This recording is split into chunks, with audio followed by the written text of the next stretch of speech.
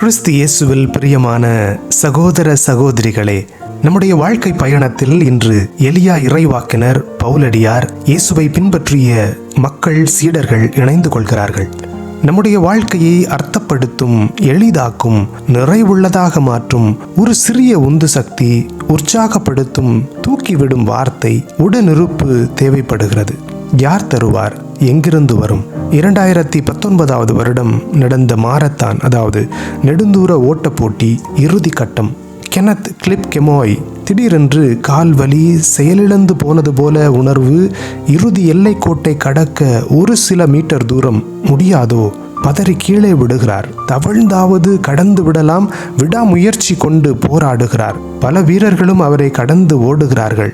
அவர்களை எல்லாம் குறை சொல்ல முடியாது. ஒவ்வொரு நொடியும் முக்கியம். அந்த நேரத்தில் வந்தவர்தான் சைமன் செப்ரோட். கென்னத்தின் நிலையை பார்த்து இறங்குகிறார். தனது உலக சாதனை கனவை மறந்து உதவிக்கரம் நீட்டுகிறார். தாங்கி பிடித்து அவரை எல்லையை கடக்க உதவி செய்கிறார். உலகமே செப்ரோட்டை பாராட்டியது பரிசு தொகையோடு. இன்று நாம் சந்திக்கின்ற மாமனிதர் எலியா இறைவாக்கினர். பாகாலின் 150 போலி இறைவாக்கினர்களை, பொய் வாக்கினர்களை தோற்கடித்ததனால், இசபெல் அரசி பழிவாங்க துடிப்பதனால் தப்பித்து ஓடி பாலை நிலத்தில் களைத்து போய் சூறை செடியின் அடியில் படுத்து கிடக்கிறார். இந்த நேரத்தில் ஒலிம்பிக்ஸில் தகுதி நீக்கம் செய்யப்பட்டு மனமுடைந்து இனிமேல் என்னால் போராட வலுவில்லை, போதும் என்று சொன்ன வினேஷ் பாகோத்தை போல இறைவாக்கினரும், ஆண்டவரே, நான் வாழ்ந்தது போதும், என் உயிரை எடுத்து கொள்ளும் கெஞ்சுகிறார். ஆனால் கடவுள் என்ன செய்தார்? கடவுள் வானதூதர் வழியாக தணலில் சுட்ட அப்பமும் தண்ணீரும் கொடுத்து வலுப்படுத்துகிறார். இதை வெறும் உடல் பசிக்கான உணவாக பார்க்க இயலாது. நம்பிக்கை தளர்ந்து போன நேரத்தில், போதும், இனிமேல் என்னால் முடியாது என்று நொடிந்து போகும் வேளையில் இறைவன் தரும் ஆன்மீக உணவு, ஆன்ம பலம் என்பதே சரியாக இருக்கும். ஒன்றை இந்த வேளையில் கவனிக்க வேண்டும். கடவுள் எலியா இறைவாக்கினரின் துன்பத்தை முழுவதும் இல்லாமல் ஆக்கினாரா? இல்லை. என்ன செய்தார்? சோதனையை, சவாலை எதிர்கொள்ளும் ஆற்றலை, வலுவை, சக்தியை கொடுக்கிறார். நம்முடைய ஜெபமும் இப்படித்தானே இருக்க வேண்டும். பிரச்சனைகளிலிருந்து விடுதலை கேட்பதை விட அவற்றை எதிர்கொள்ளும் ஆற்றலை கேட்க வேண்டும்.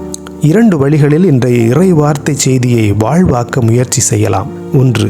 எத்தகைய கடினமான நோய்களாக இருந்தாலும், வேலையின்மை, உடைந்த உறவுகள், சமூக அநீதிகள் போன்ற பிரச்சனைகளாக இருந்தாலும், கடவுள் நமக்கு தேவையான மனபலத்தை, ஆன்ம ஆற்றலை தருவார். ஜபத்தில், இறை வார்த்தையில், திருவருட்சாதனங்களில், திருப்பலி, நற்கருணை வழியாக அவரோடு நாம் இணைந்திருந்தால். 2. கடவுள் எலியாவுக்கு வழித்துணையாக உணவளித்து உற்சாகமூட்டியது போல, செப்ரோட் என்ற வீரர் சக வீரரை தூக்கி விட்டது போல, நம்முடைய சிறு வார்த்தை, செயல் பிறருடைய வாழ்க்கையில் நம்பிக்கை ஒளியேற்றலாம். நான் இருக்கேண்டா என்று அப்பா மகனிடம் சொல்லும் வார்த்தை தோற்றுப்போன மகனுக்கு புதிய தொடக்கத்தை தரலாம்.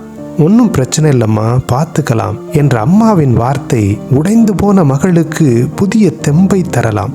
நாம் வழங்கும் சிறிய பண உதவி, நன்கொடை பிறருக்கு வாழ்க்கையே தரலாம்.